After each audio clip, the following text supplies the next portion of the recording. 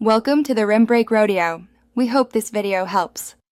In this video, I will explain how to calculate using Excel formulas. To begin, select the cell where you want your result to appear. Every formula must start with an equals sign, which tells Excel you are performing a calculation. You can then reference other cells by their column letter and row number, such as a 1 or B5, and use standard mathematical operators. Let's explore basic arithmetic. For addition, simply use the plus sign. To subtract, use the minus sign. Multiplication requires an asterisk, and division uses a forward slash.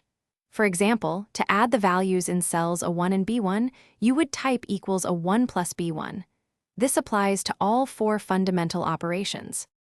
Excel functions offer powerful ways to perform more complex calculations efficiently. Instead of manually adding 10 numbers, you can use the SUM function. After the equals sign, type the function name, like SUM, followed by opening and closing parentheses. Inside these parentheses, you'll specify the range of cells you want to include, such as a 1:10 for a column of 10 cells. Once you've created a formula, you often need to apply it to other cells. Simply click and drag the small square, called the fill handle, at the bottom right corner of the cell. Excel intelligently adjusts cell references for you, known as relative referencing.